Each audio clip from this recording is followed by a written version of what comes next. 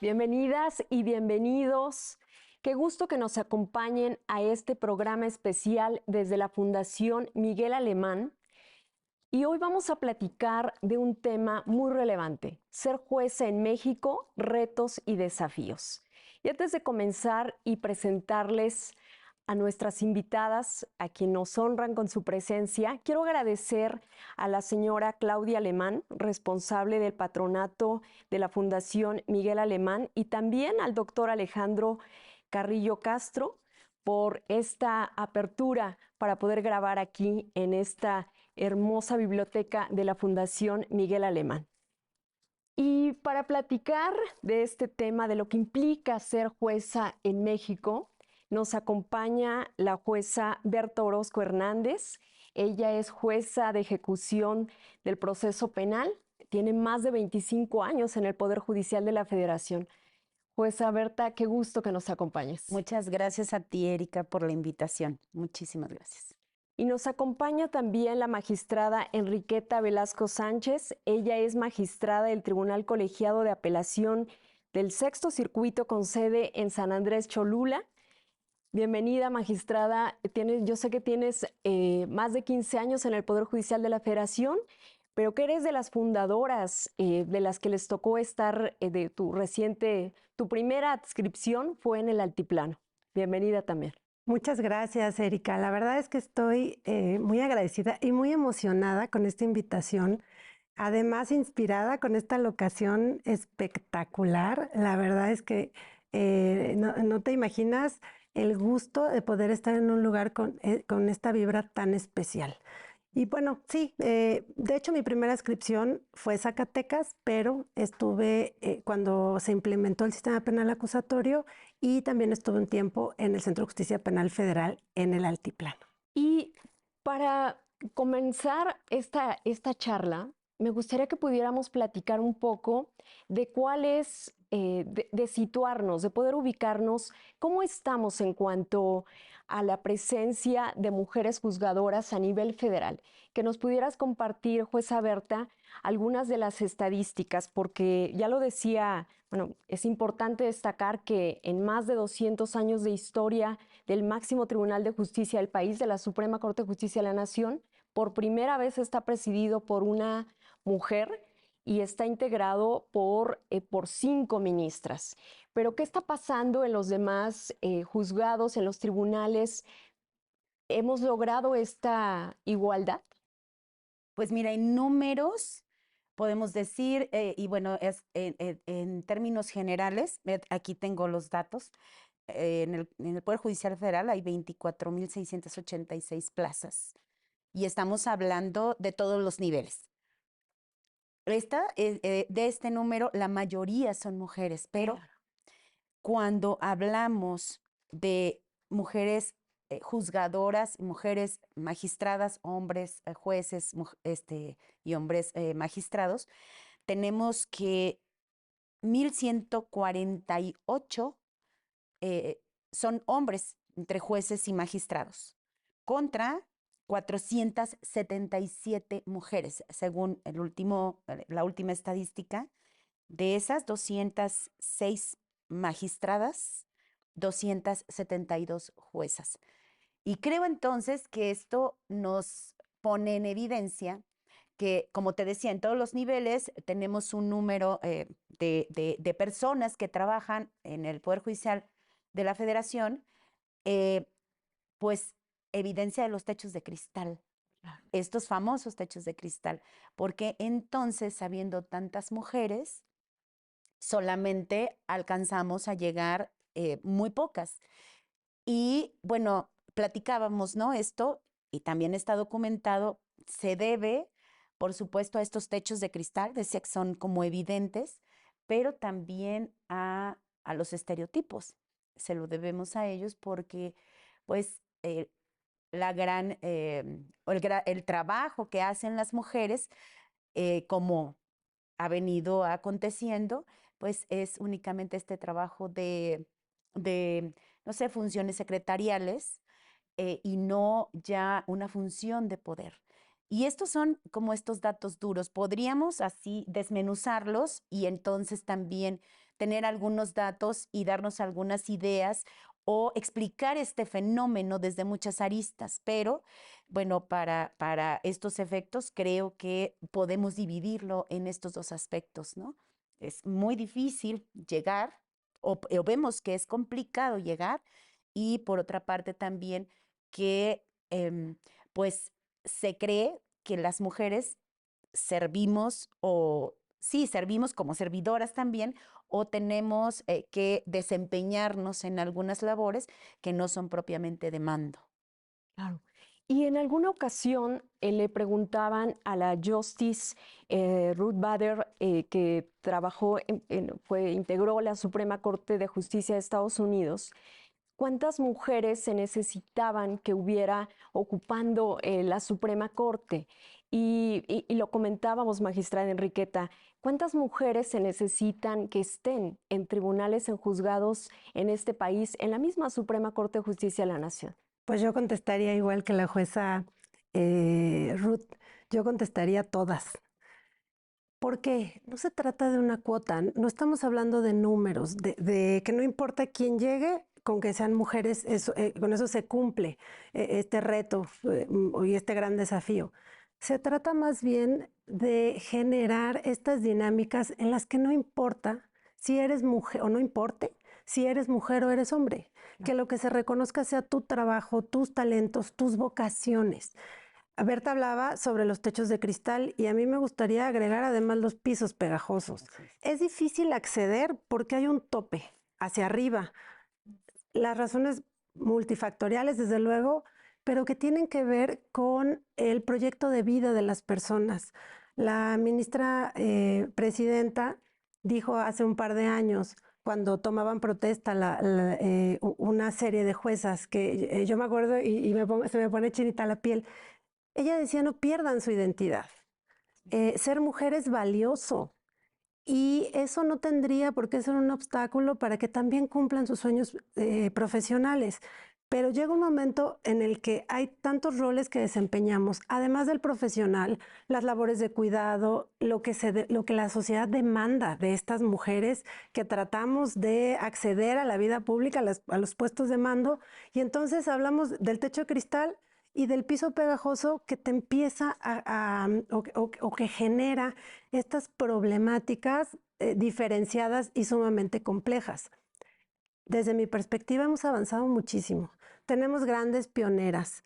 La misma ministra presidenta, que es motivo de orgullo a nivel internacional, el que una mujer con este perfil de juzgadora, de carrera, llegue a presidir el máximo tribunal mexicano es sin precedentes, pero además motivo de gran orgullo.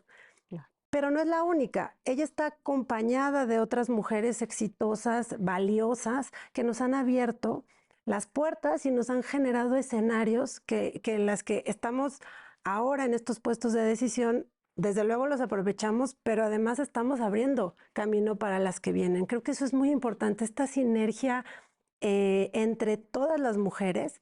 Creo que es muy importante destacarlo. Hemos avanzado mucho, pero también nos falta mucho. Estamos en un camino que es largo, sinuoso muchas veces, pero no estamos solas. Y eso, al menos desde mi perspectiva, es motivador el aspirar a ser una ministra Piña, por ejemplo, ¿no? El poder llegar, el poder seguir sus pasos, creo que eso es muy importante.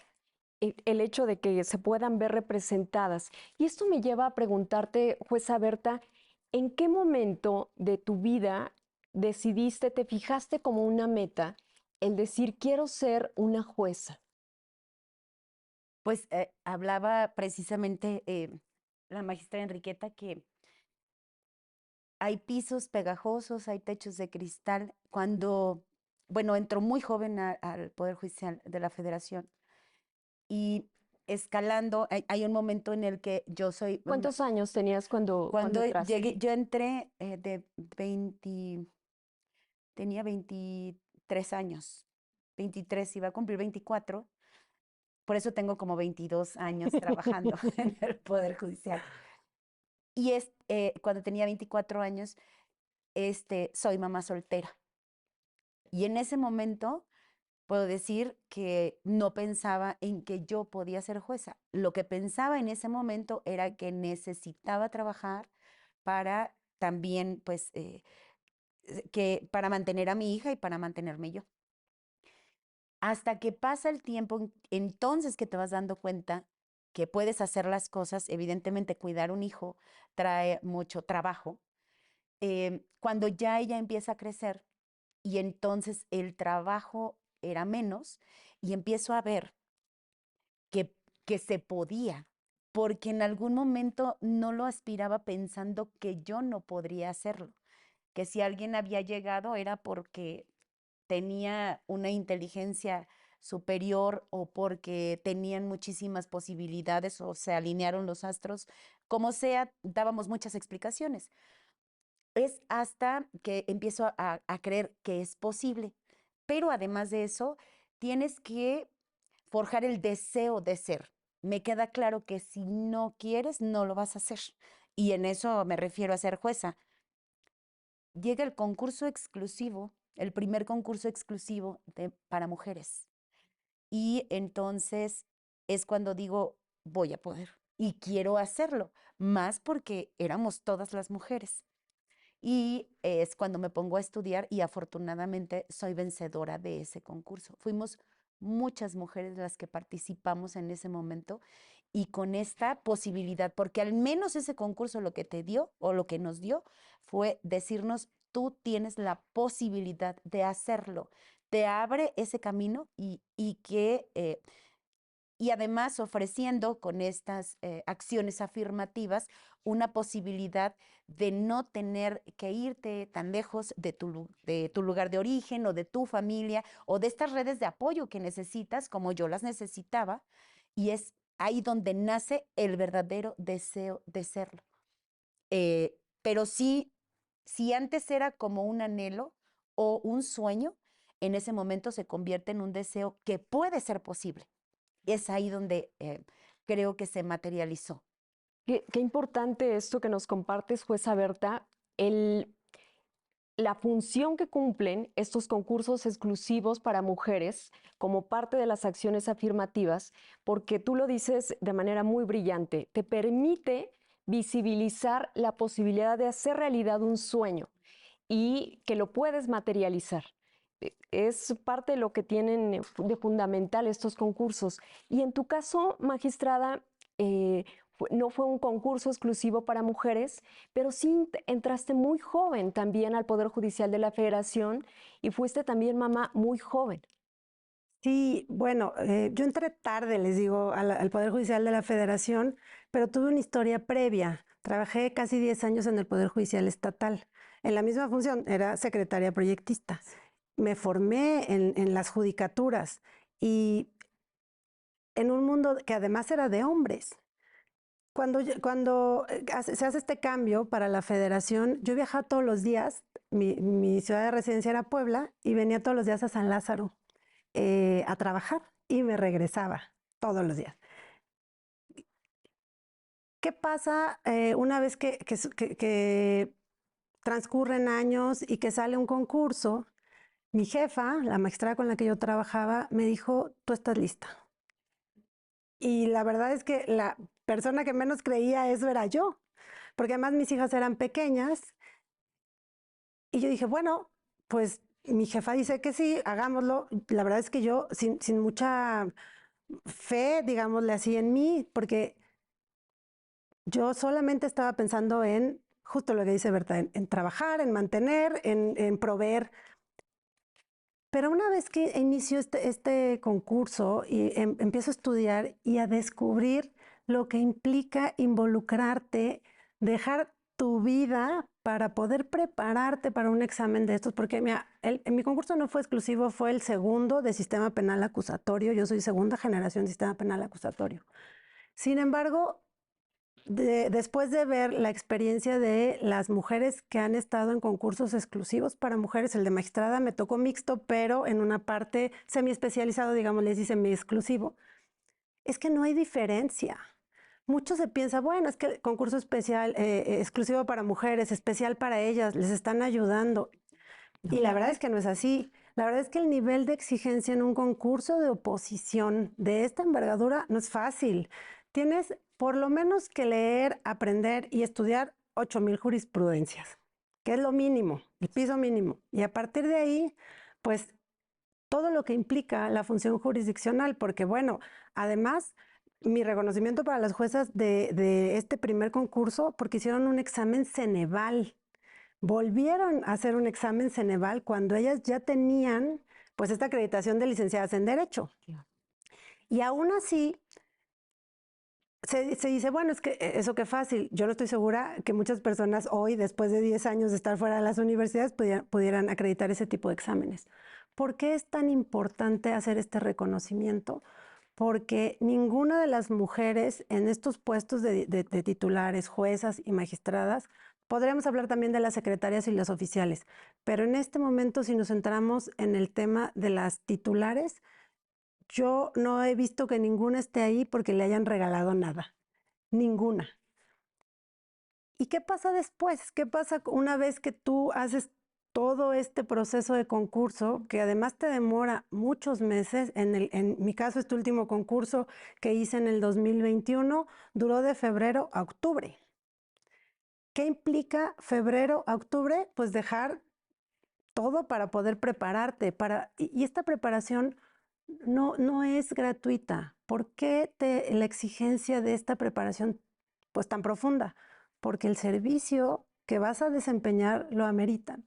Y porque además tienes a otras mujeres y hombres también que están contigo, que están siendo parte de tu equipo y necesitan este liderazgo activo, esta preparación que a final de cuentas todo lo que haces te están viendo, porque pues 400 juezas, solo 400 juezas y magistradas, 470, ¿no? Dijiste. Entonces, creo que también es muy importante hacer este reconocimiento. Y sobre todo, a mí me ha encantado lo que ha dicho Berta sobre, yo no pensé que podría lograrlo, ¿no? Porque la escucho y rememoro, y yo tampoco pensaba que podía hacerlo. Y una vez que se da y que es un reconocimiento a tu esfuerzo, a tus sacrificios, a pesar de cosas que vives y que se convierten en tu forma de vida. Esto de desempeñar el servicio público en las judicaturas no es algo menor, no es un trabajo de 8 a 3 y que te vas a tu casa y ya. Es algo que haces 24/7 los 365 días del año. Entonces creo que sí es muy importante este reconocimiento que se hace a través de este tipo de programas que hace Justicia TV para visibilizar, ¿no? En el marco del Día Internacional de la Mujer y en el Día de la Mujer Jueza, creo que sí es muy importante que voltemos a ver y que podamos además eh, hablar de esto, porque muchas seguramente nos van a estar escuchando. Nuestras pioneras, entendiendo que las reconocemos y quienes vienen, entendiendo que les tendemos la mano para que puedan acceder. Creo que es muy importante y yo agradezco muchísimo esta oportunidad de platicarlo. Y qué valiente y además qué valioso también lo que nos compartes, magistrada, porque habla de lo importante que es creer en los sueños, de creer en cada una de nosotras mismas para saber que se pueden hacer realidad esos sueños. Y yo quisiera compartirles que en estos concursos que se han hecho para juezas, para magistradas, las mejores calificaciones las obtienen las mujeres. Y es importante destacar, porque tú ya lo mencionabas, magistrada, que no es que se esté regalando un espacio, hay una preparación detrás. Y esto me lleva, jueza Berta, a preguntarte, ¿qué implica? Ya lo compartí un poco, la preparación que implica, pero ¿qué implica ser una jueza constitucional? Bien, es verdad lo que decías y no quiero dejarlo pasar.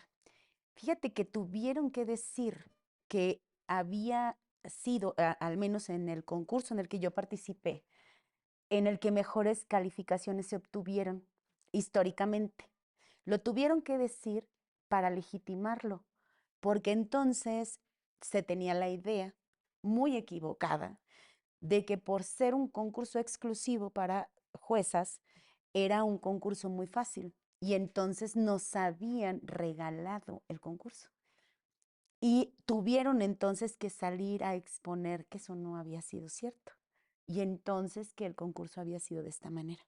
Bien, decías que implica, además del sueño, es que efectivamente no es individual, es en lo que estaba pensando ahorita que hablaba Enriqueta. Decía, no es un sueño individual, porque además no acaba la historia al momento en el que tú presentas el examen y pasas y entonces vas y tomas protesta. Comienza ahí pensando que sí lo puedes hacer, Claro. pero además porque sabes que tienes una preparación de años. No es que llegues y entonces presentas un examen sin saber absolutamente nada. Es que tienes una experiencia que se hace todos los días.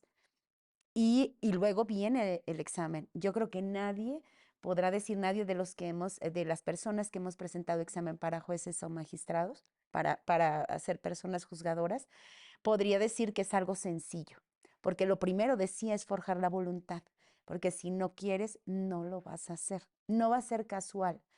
Y otra es estos años en los que los dedicas, estos días, meses, pueden ser 6 meses, 3 meses, los que sea, es un momento de mucho estrés y de mucha ansiedad. Y además que tienes entre si puedes, en un minuto cambias a no puedo y no voy a... Y entonces esta variación de los estados de ánimo varía muchísimo. Pero ya cuando pasa, no es que yo quiero ser solamente para mí, o quiero porque el título, o porque quiero usar una toga. Es saber que en tus manos está una responsabilidad muy grande, pero más porque precisamente la experiencia y también esta vocación, porque es de vocación, te indica que tú tienes esta vocación de ayudar y de servir, porque cuando te apasiona la aplicación de la ley, la impartición de justicia es algo, creo que se va forjando, podrá ver quién nace con ello, pero es algo que se va forjando, pero además tener decía, esta vocación y estas ganas de tener este peso sobre ti y también creer en ti, porque si no crees, ¿cómo vas a servir y cómo vas a aplicar la justicia? Y precisamente ser jueza constitucional, cuando lo era en mi primera adscripción, era saber que existía esta constitución y que, bueno, era lo que se tenía, proteger todos los derechos con base en la constitución, pero no solamente como un ideal, porque detrás de esta protección existe todo un estudio o todo el estudio que tienes que realizar, toda esta técnica y todo este conocimiento que implica una preparación. Y es ahí donde creo que inicia la carrera o la vida más difícil, pero más apasionante. Y no es por un asunto egoísta o personal, porque decía, esto es de vocación también y de este ánimo de ayudar y de impartir justicia. Y las dos, a través de sus sentencias, nos han permitido saber este compromiso que tienen con la justicia y que además buscan ir más allá de ver al expediente como un asunto más. Las dos tienen este compromiso de asumirlo como que en sus manos está la vida de una persona, pues la protección de esos derechos de esa persona. Y por eso me gustaría preguntarte, magistrada Enriqueta, ¿en qué momento tuviste claridad de asumir soy una jueza constitucional? Híjole, la verdad es que Porque además tú llevas temas penales desde el inicio. sí, además yo no, tampoco era mi especialidad la materia penal. Yo me formé en los tribunales civiles. Y sin embargo, una vez que estás inmersa en estas dinámicas de cómo funcionan los tribunales, ¿no? Yo trabajo en un tribunal colegiado y el ver la diversidad de temas, las problemáticas, todo lo que tienes que construir para poder resolver un asunto como proyectista en un primer momento, ¿no? El poder entender el problema y plantearlo para dar una solución y que además pasa por el filtro de la persona que es tu jefa, ya sea magistrado o magistrada, o jueza o juez, y que estos filtros, ¿no? Y cuando firman tu primer proyecto, te lo aprueban y te da toda esta sensación de satisfacción porque te sientes útil. Y después, cuando asumes este papel de juzgadora, al menos desde mi perspectiva, cuando asumo el cargo, éramos el tercero y cuarto centros de justicia penal federales. La reforma del 2008 ya había entrado en vigor y algunos de los estados estaban iniciando con la implementación del sistema penal acusatorio. La federación empezó en 2014 con Puebla y Durango, y en noviembre de 2014, y después en marzo de 2015, que fue Zacatecas y Mérida. Este cambio de paradigma era todo un reto también para las juezas, porque teníamos que plantarnos frente a las personas litigantes, no nada más la fiscalía y la defensa, también las personas investigadas, las personas imputadas. Y muchos se pensaban, ¿no? En mi familia decían, pero ¿cómo vas a tener a los delincuentes enfrente de ti? Además, cuando empezamos en sistema penal acusatorio, las salas de audiencias eran muy pequeñas, estábamos realmente muy cerca. Y para contestar tu pregunta, en esos momentos, lejos de pensar, uy, sí, qué miedo, no voy a poder, yo decía, claro, con mucha naturalidad, ¿sabes? Con mucha seguridad de saber, sí estoy aquí, con esta satisfacción de darle la cara a la sociedad, porque había mucha expectativa, había público en las primeras audiencias, se generó, pues, a ver qué está haciendo la federación. Y entonces ser parte de eso, de este equipo multidisciplinario, de los primeros centros de justicia, que además había mujeres y hombres, juezas y jueces, de una diversidad impresionante, que generamos esta hermandad, además, de decir, sí, sí podemos y vamos juntos como equipo. Jueces, juezas, asistentes de constancias y registros, las y los auxiliares de sala, cada una de las personas que trabaja con nosotros. Y por eso hace un momento te decía, bueno, hablamos de juzgadoras, magistradas y juezas, pero ¿qué pasa con todo el personal que tenemos trabajando con nosotras, que nos ve con esta aspiración de se puede, a mí me gustaría, ¿qué hiciste tú para poder abrir este camino, no? Claro, nuestras precursoras y pioneras nos han ayudado, pero el camino estaba tal vez de este tamaño y ahora nos toca abrirlo un poco y abrirlo cada vez más y poder generar este espacio en el que la igualdad, que además es un derecho fundamental, eso también quisiera acotarlo, no se trata de un tema de hombres y mujeres como algo separado, se trata de un equipo multidisciplinario. Nosotros, hombres, necesitamos a ustedes mujeres, nosotras mujeres necesitamos a ustedes hombres, y no debería haber diferencia, porque al final tenemos gente muy talentosa cuyo género, incluso cuya orientación sexual, preferencias, decisiones de vida no influyen en absolutamente nada en su profesionalismo y en que puedan desempeñar un papel importantísimo, destacadísimo y comprometido con la función. Enorme el reto que nos permites conocer de esta implementación del nuevo sistema de justicia penal, que implicó justo esto, las audiencias orales, esta cercanía entre la persona juzgadora, el Ministerio Público, la persona imputada, y bueno, que además lo que implicaba al estar ustedes presidiendo esas audiencias. Y eso me lleva a preguntarte, jueza Berta, ¿cómo se refieren a ustedes en las audiencias? Porque es un tema interesante. Sí. El lenguaje sí importa. Sí, claro. Ha habido mucha resistencia y se ha notado, y creo que no lo podemos negar, ¿verdad, Keta? Que si antes hablaba, todavía hace algunos años, ni siquiera estamos hablando ni de una década, que decían la juez, la arquitecto, para referirse a las profesiones de mujeres. Cuando viene concurso de juezas y que a fuerza de estarlo repitiendo y plasmarlo en leyes y plasmarlo en documentos ya oficiales, es cuando ya no existe este choque al ver como, ¿por qué jueza? ¿No? Y se cuestionaba mucho. Que además este purismo, esto de por qué jueza si no existe en el diccionario. Hay alguna estudiosa de la lengua que dice, les aseguro, por los estudios que ella ha hecho, que no es una defensa de la lengua, es una cuestión que no tiene nada que ver con el diccionario, por lo que las personas se resisten a utilizar este lenguaje.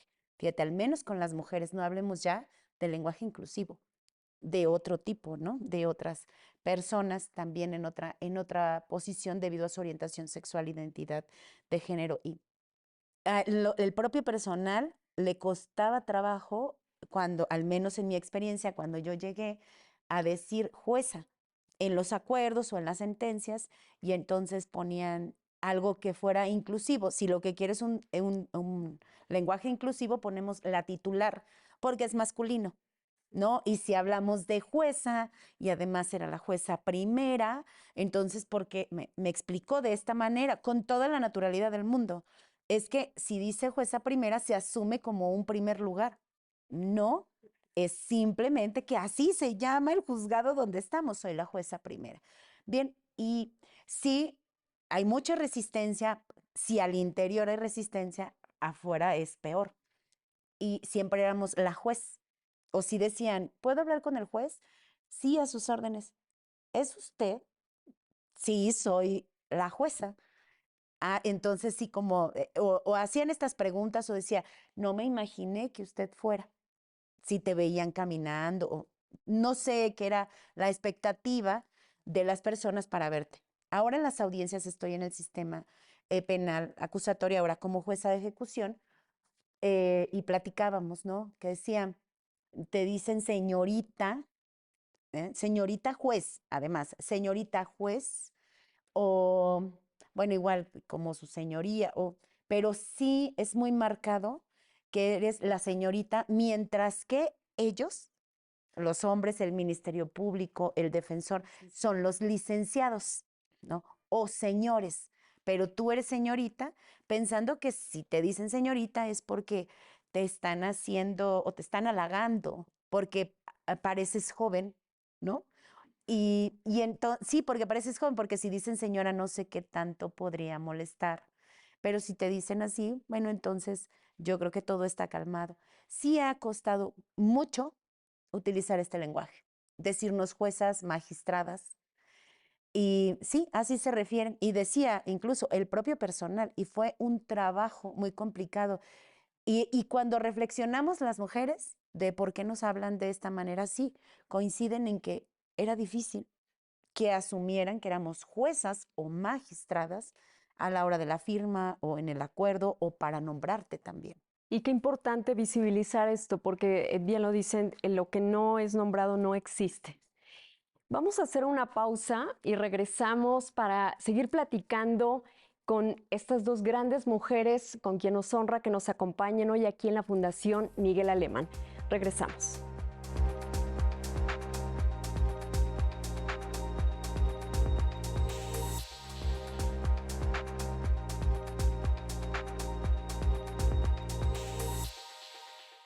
Ya estamos de regreso en la grabación de este programa especial Ser Juez en México, implicaciones, desafíos y retos desde esta hermosa locación en la Fundación Miguel Alemán. Y me gustaría retomar el tema de por qué es importante el lenguaje, por qué es importante ser nombradas como juezas, como magistradas. ¿A ti cómo te va este tema en el tribunal, magistrada Enriqueta? Muchas gracias. Antes de contarles en el tribunal, me gustaría platicarles un par de anécdotas. Bueno, primero una aclaración. El término jueza existe en el diccionario desde los 90. No es que lo inventemos, no es que es un producto de nuestra neurosis como mujeres que queremos ser reconocidas de manera arbitraria. La palabra existe. Cuando hablan del término juez es neutral porque es un epiceno. Bueno, sí, pero también está reconocido jueza. Y además, si tú vas a cambiar, si tú vas a decir la juez, entonces tendrías que decir la juez primera, porque el complemento tiene que ver con el artículo. Entonces, es un enredo que se crea por estas costumbres de cómo es que se desarrolla el lenguaje en la vida cotidiana. Pero me parece que es importante aclararlo porque a veces se piensa, no, a mí no me digas jueza, a mí dime juez. Oh, pues está bien, nada más, yo te nombro como tú me digas, pero juez existe, no es una aberración lingüística que se le ocurrió a alguien. Tiene, y podemos consultar los análisis de la Real Academia de la Lengua Española y vamos a encontrar que esto tiene una historia y que la palabra existe y que es importante decirla. Ahora, fíjense que cuando estaba en el Centro de Justicia Penal Federal en Altiplano, pues teníamos muchas audiencias, es un centro de justicia con mucha carga de trabajo, pero además que tiene asuntos de alto impacto. Entonces, para muchas personas, sobre todo al principio, en el 2017, cuando echamos a andar ese centro de justicia, junto con dos jueces destacados, a las personas litigantes les costaba mucho trabajo cuando veía que iba a presidir una mujer y entonces pasaban una serie de cosas, pues hasta anecdóticas, a mí me daba mucha risa. Por ejemplo, que si entraba el juez, pues sin problema era su señoría, señor juez. Pero cuando entraba yo, las personas en muchas ocasiones, y eso lo pueden constatar porque las audiencias están ahí, son públicas, a veces me decían su majestad, su señorita, su alteza. Y entonces, la verdad es que al principio yo decía, no señor, yo nada más soy juez aquí. Pero después analizando por qué, de dónde viene esta particularidad, porque yo les puedo asegurar que a ningún juez le han dicho su alteza o su majestad, o tal vez sí, pero no por las mismas razones. Lo que identificaba era que se trataba de un descontrol por ver a una mujer en tacones, con el pelo largo, ya no estaba por acá, y su toga puesta. Y entonces era como de, ok.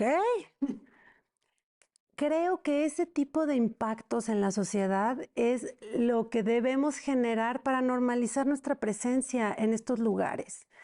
Además, esta presencia sin perder identidad. Y voy a retomar otra vez estas palabras que nos dio la ministra presidenta hace un par de años en esta toma de protesta de mujeres juzgadoras. ¿Qué nos decía la ministra Piña? No pierdan su identidad, no dejen de ser quienes son, porque siguen siendo mujeres y siguen siendo valiosas y el hecho de llegar a un puesto de decisión solamente es un reconocimiento a tu estudio, a tu trabajo, pero no tendrías por qué dejar de ser quien eres. Hay tantas posibilidades de ser juezas como personas juzgadoras, estas 470 y pico de posibilidades. Si a ti te gusta usar minifalda, usa minifalda.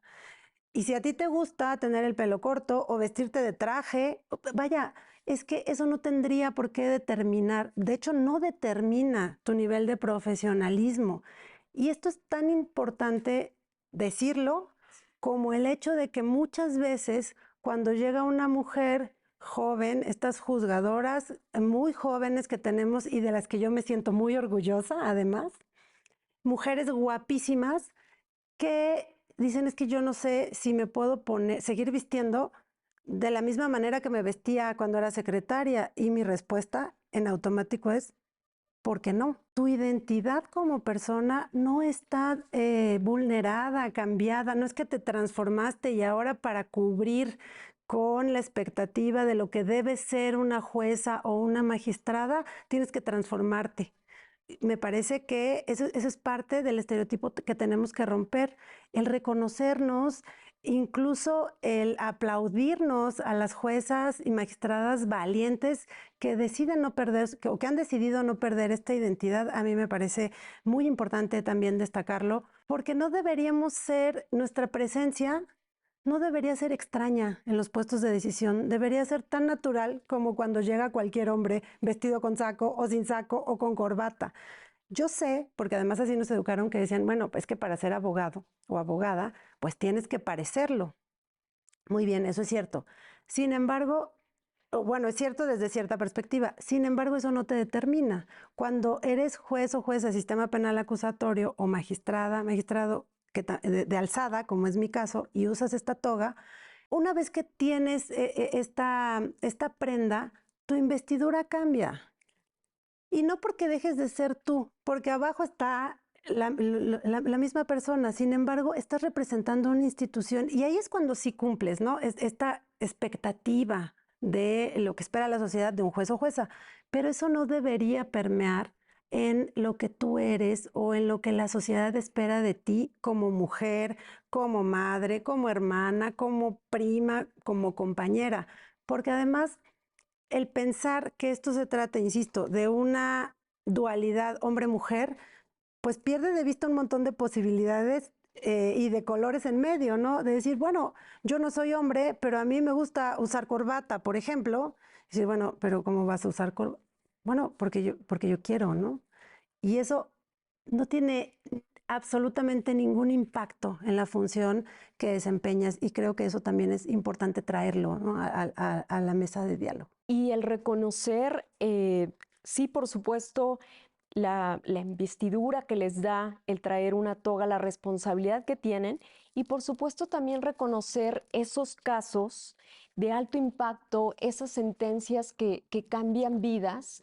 Y ahí te pediría, jueza Berta, que nos pudieras compartir algún par de casos que haya simbrado para ti, que te haya transformado también, que te haya hecho reiterar, este es el camino que quería tomar. Cuando estaba como jueza constitucional, asuntos de leyes muy trascendentes para el análisis de una inconstitucionalidad de una norma, pero además que tenía una implicación con otros efectos. Sabemos, por ejemplo, la suspensión del acto reclamado, que pues tiene que resolverse inmediatamente y entonces esto implica tener que tener todo, eh, pues todo un estudio previo acerca de estas cuestiones generales y el análisis específico del asunto y entonces verificar en qué camino, qué efectos vamos a dar a la suspensión.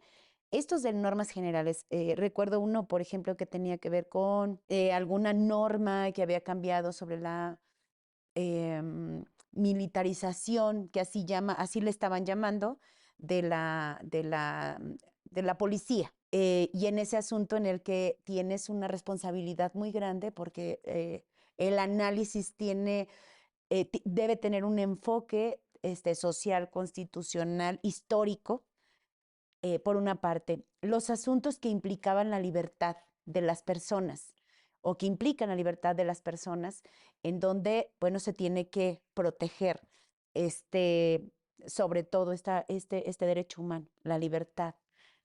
Cuando venían asuntos de mujeres, y aquí, bueno, quiero hacer esta precisión, también por eso es importante que estemos las mujeres involucradas y que haya, que sean de manera igualitaria o que las mujeres también incursionemos en la impartición de justicia, porque finalmente también es una sensibilidad que tiene grandes implicaciones a la hora de resolver, pues porque tenemos esta empatía. Esto no significa de ninguna manera que haya una parcialidad a la hora de resolver o que vas a resolver en contra de alguien que no sea mujer.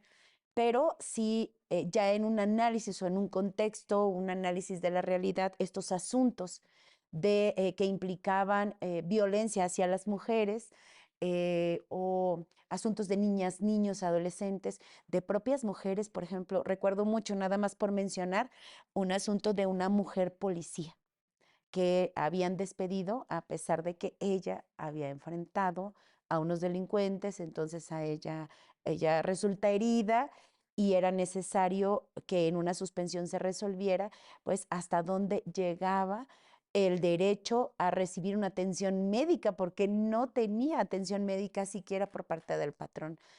Son los que te quedan muy grabados y estos que te cuestan mucho trabajo, eh, donde hay víctimas que sí implican una sensibilidad distinta y otros por el conocimiento y por todo lo que hay que tomar en cuenta a la hora de resolver, pero sí, sobre todo en estos aspectos en los que tienes, o en estos asuntos en donde tienes que resolver de manera muy rápida. ¿Hay alguno que recuerdes donde esté muy presente el tema de protección de derechos de las niñas, de los niños?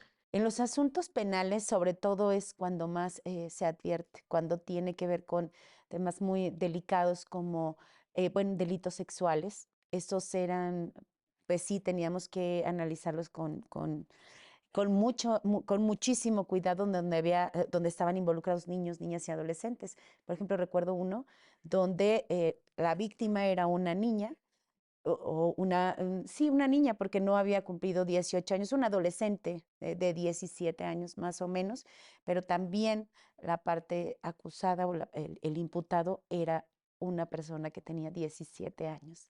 Y entonces, pues todos los principios que deben regir a la hora de analizarlo, que es entre la presunción de inocencia, y también los derechos de las víctimas, pero también esta presunción de inocencia a la que se suma el derecho de niñas, niños y adolescentes que están involucrados en un proceso penal, y acá era una niña que además era un asunto que tenía que ver con la violencia sexual, pero más era una víctima, una persona menor de edad.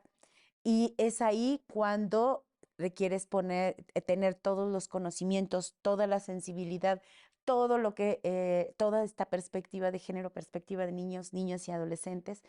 Y así, pues muchos asuntos. Creo que cuando estuve de jueza constitucional era alarmante el cómo había aumentado el nivel el número de asuntos de este tipo, feminicidios, o que tenían en donde se involucraban también a estos derechos. Pero creo que todos son así. Ahora en materia de ejecución, pues también porque a veces es muy patente la criminalización de la pobreza. Y encuentras que muchas de las personas que están privadas de la libertad es porque no alcanzan siquiera a pagar una fianza o no tienen siquiera quien los espere afuera. Y que además también existen estas clasificaciones dentro de los centros de reinserción social. Y, y hay personas, por ejemplo, que no pueden señalar un domicilio porque no tienen un domicilio, y que esto podría constituir un obstáculo para que pudieran obtener su libertad. O personas que pertenecen a comunidades indígenas y donde ya además a ti no te toca resolver si son o no culpables en términos muy generales, sino resolver qué va a pasar con esa persona ahora que está privada de la libertad, y cuál va a ser la forma en la que tú vas a resolver a favor o en contra de esas personas en relación con su libertad, con la atención médica o con estos derechos que se deben proteger especiales como de las personas indígenas. Pero sí, cada asunto, por supuesto que es muy importante, pero hay algunos que sí te llevas como en la memoria, y que sí tienen un impacto, por supuesto. Y que además muestran la importancia de que las personas juzgadoras, independientemente de si son hombres o mujeres, se despojen de los estereotipos a la hora de dictar una sentencia. Y en tu caso, magistrada Enriqueta, es de conocimiento público las sentencias que has dictado a nivel penal, que incluso han tenido un impacto en la vida nacional, en el curso que ha tomado la vida nacional. ¿Nos quisieras compartir alguna de esas sentencias? Claro, mira, la primera vez que yo me enfrenté con entender la perspectiva de género cuando todavía teníamos solamente un par de ejecutorias, no teníamos la jurisprudencia 22-2016 que recoge todo este bagaje jurisprudencial previo. Yo estaba en Zacatecas, todavía no había personas juzgadoras de ejecución, y todavía a quienes conocíamos de control y de enjuiciamiento nos tocaba ejecutar. Llegó un asunto de una mujer privada de libertad que sentencié en procedimiento abreviado. ¿A cuántos años? Fueron un poquito más de 4 años, 4 años, 6 meses. Y esa sentencia era especialmente sentida, digámosle así, porque las personas coacusadas también habían aceptado un procedimiento abreviado y nadie de ellos, eran 5 hombres, una mujer, estaban en una camioneta de estas de contrabando presunto, una camioneta norteamericana sin documentos, fuera de la línea fronteriza, además que tenía armas y droga. La detención se da en flagrancia a unos metros de la zona de tolerancia de prostitución en la ciudad de Zacatecas. Y no teníamos mayor información de contexto. Había 6 personas, 5 hombres, una mujer. Ella además, cuando da sus datos personales en las audiencias preliminares, dice que no tiene domicilio, que no hay un lugar donde pueda ser localizada y no dice más. Los coacusados ya en el procedimiento abreviado tampoco dan mayor información. Entonces ellos son sentenciados más o menos al mismo tiempo porque había una autoría similar, entonces un grado de responsabilidad similar. No había tampoco mayor posibilidad de hacer ponderación porque era un procedimiento abreviado. Estaban aceptándose tanto la responsabilidad como las penas propuestas por parte de la Fiscalía, penas disminuidas. Sucede que una vez sentenciada en ejecución, esta mujer solicita al centro de reclusión que le autoricen una visita íntima con el padre de su hijo menor. Y el centro de reclusión le dice, no, no señora, porque usted nos mintió. Usted está casada con otra persona, no está casada con este señor con el que está pidiendo. No es su concubinario. Sí es el papá de su hijo menor, pero usted tiene otro hijo y tiene un esposo con un matrimonio vigente. Si usted quiere gozar de su vida íntima con este señor, de su derecho a la vida íntima, que además está reconocido a nivel internacional por parte de las personas o para las personas en reclusión, tiene que divorciarse y regularizar su situación y además no volvernos a mentir. ¿Por qué nos mintió? ¿Por qué nos dijo que estaba soltera y que este señor era su concubinario? Entonces, tiene una serie de desencuentros, digámosle así, con el centro penitenciario total, hasta que llega como controversia ante, ante mí, como jueza de ejecución, habilitada en ejecución. Era de las primeras veces que teníamos este tipo de controversias. Hoy se ha desarrollado muchísimo en el 2016, poquito antes de que saliera la jurisprudencia 22-2016. Y cuando esto se somete a una audiencia en contradictorio, lo que dice la señora es, jueza, yo estoy en la cárcel porque cuando me detuvieron yo estaba ejerciendo la prostitución. No quería decir nada porque no quería que mi esposo se enterara. Cuando él se iba a trabajar, yo me iba a la zona de tolerancia en las mañanas, entonces me prostituía y ya cuando él regresaba yo ya estaba de regreso en mi casa. Entonces, tampoco quería dar mi domicilio porque no quería que encontraran a mi esposo, que él se enterara, que además mis hijos, lo que pudiera resultar la afrenta, ¿no?, social. Y estos hombres nunca quisieron declarar a mi favor ni contar lo que había pasado, entonces yo guardé silencio. Sin embargo, y asumo mi responsabilidad. Sin embargo, si usted no me autoriza, si usted valida esta decisión del centro penitenciario, el papá de mis hijos, de mi hijo pequeño, que además me aceptó con el hijo mayor y nos mantiene a todos, él se va a ir porque va a buscar otra mujer. Yo tengo 8 meses en la cárcel y no he podido cumplir como mujer. Entonces, ante esa declaración, la verdad es que yo estaba totalmente desencajada. Dije, ok. Y declara el señor y dice, jueza, por favor, yo estoy enamorado de mi mujer, yo necesito estar con ella. Llega al centro penitenciario una abogada a decir que era contra la moral y las buenas costumbres, que además podría estarse procurando un delito, la bigamia, y que la señora había mentido en todas sus fichas de información. Cuando contesta la fiscal, primero la fiscal y después la defensora, yo tuve una impresión y una motivación muy interesante porque la fiscal fue quien defendió a la señora. Y además venía documentada, tenía todos los instrumentos internacionales para poder sustentar que era totalmente violatorio de derechos fundamentales esta decisión. La verdad es que después de que la fiscal da toda su exposición, la defensora le tocaba dar la intervención y me dice, es que yo ya no tengo nada más que decir. Muy bien, cerramos audiencia. La verdad es que es una audiencia bastante complicada. Si ustedes la ven, van a decir, híjole, estabas bastante novata. La decisión oral no es la mejor, pero pueden consultar porque yo estaba también muy nerviosa y con todas las emociones. ¿Qué es lo que tomamos en cuenta? El contexto. A ver, primero, ¿cuál es la consecuencia legal de que tú no le des la información completa a una autoridad administrativa? ¿Es que te castiguen y que no te dejan ejercer tus derechos fundamentales?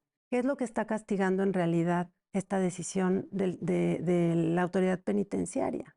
¿Por qué le exiges que regularice o normalice su situación personal, que es una decisión personalísima, el tener o no un divorcio, el tener o no una relación de hecho, que además despuésito la Suprema Corte de Justicia de la Nación determinó que la exclusividad sexual no es un bien jurídico protegido por el matrimonio? Me hubiera encantado tener esa resolución en ese momento, pero no la tenía. Y entonces, ¿qué es lo que estás castigando en realidad a esta mujer? Pues que era prostituta, que fue sentenciada, que además estaba osando pues en tener relaciones íntimas dentro de la cárcel con alguien que no era su marido.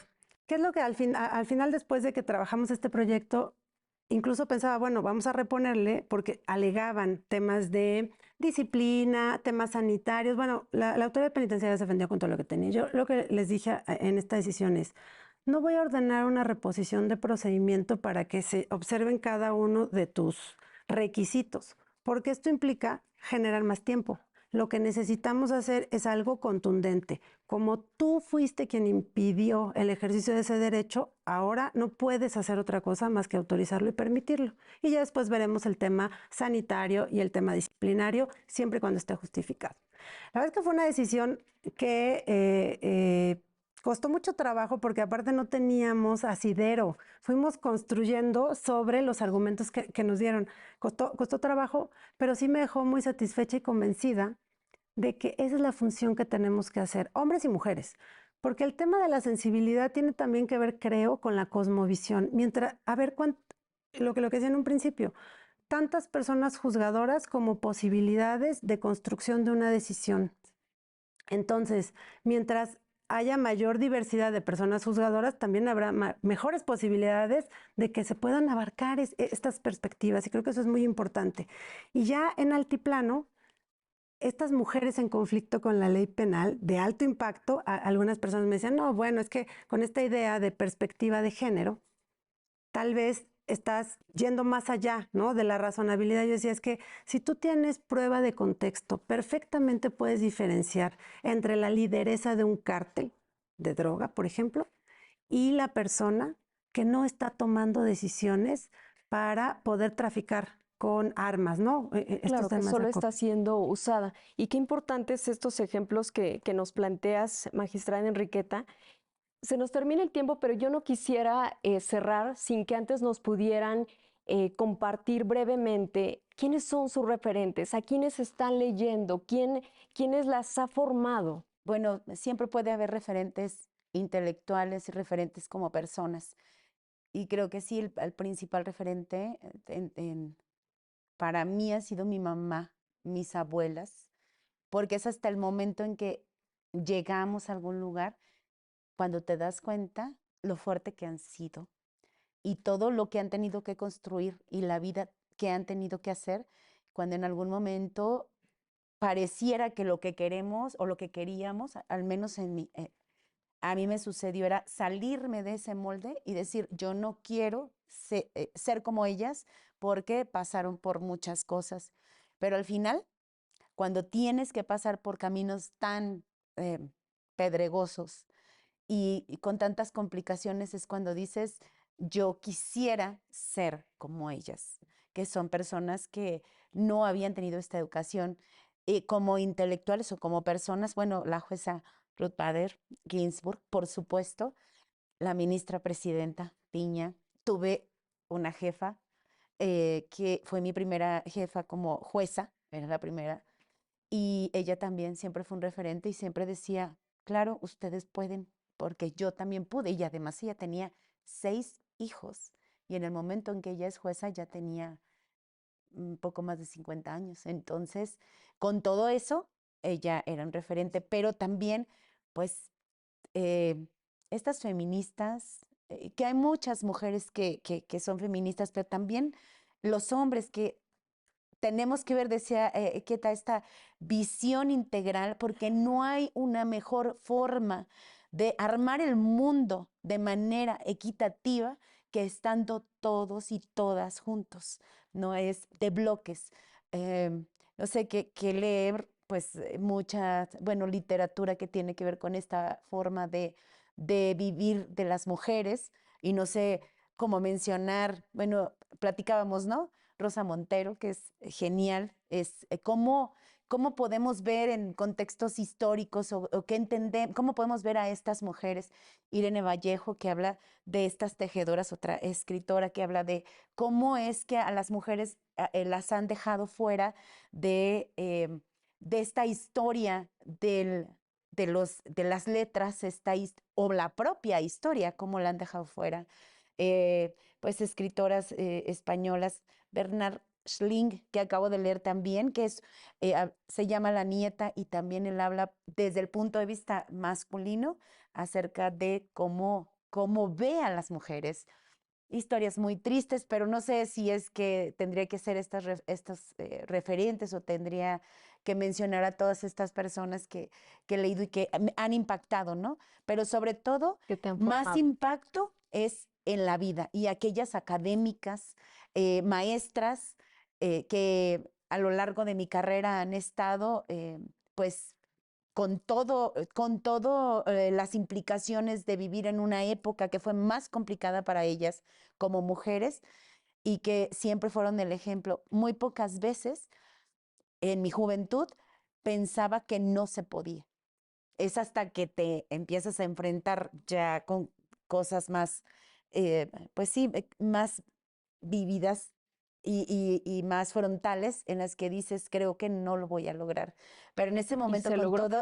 con todo ese ideal de juventud, con todas esas ilusiones y con necesidades también, es cuando pues buscas de cualquier manera asirte de estos ejemplos Claro. y no caer. Y en tu caso, magistrada, ¿tus referentes? Mira, mi primer referente, bueno, yo suscribo, no estoy de acuerdo en casi todo lo que ha dicho Berta, no quisiera ser repetitiva, pero fíjate que a mí me gustaría destacar dos cosas. El primer referente, y que lo vivo todos los días, son mis compañeras juzgadoras, juezas y magistradas que caminamos juntas. A veces no nos damos cuenta, pero caminamos juntas y estamos respaldándonos. Eso creo que es muy importante, el que no estamos solas y estamos viendo lo que hace la de junto y apoyando y algunas veces replegándonos, pero para mí son muy importantes. Yo estoy muy orgullosa de las juezas y magistradas del Poder Judicial de la Federación, sin duda. Y muy especial, y quiero destacarlo porque me parece muy importante, la ministra Piña, como primera presidenta del máximo tribunal mexicano, se ha enfrentado a una época política eh, sin precedentes también, en el que se le ha cuestionado absolutamente todo. Desde si toma una decisión o no la toma, desde si se levanta, desde si se aplaude, todo es cuestionado. Creo que desde mi perspectiva, la manera en la que ella se ha plantado frente a la situación que le tocó desempeñar, para mí es un ejemplo de que podemos y podemos hacerlo bien. Entonces, a mí me parece que eso es muy importante que lo veamos, que tenemos un gran ejemplo, que tenemos una gran lideresa y que estamos con ella. Ella tiene también, que es importante, ¿no? Que ella lo sienta. La ministra la vemos, la admiramos y no es una admiración vacía, tiene todo el respaldo de nosotros porque sabemos a lo que se ha enfrentado y a lo que se enfrenta todos los días. Pues así es, efectivamente, el reconocer ese liderazgo y también el reconocerlas a ustedes. Ha sido un honor que nos hayan acompañado a esta grabación especial. Pues a Berta, muchas gracias, magistrada Enriqueta, muchas gracias también. Y a usted muchas gracias por su amable atención. Hasta pronto.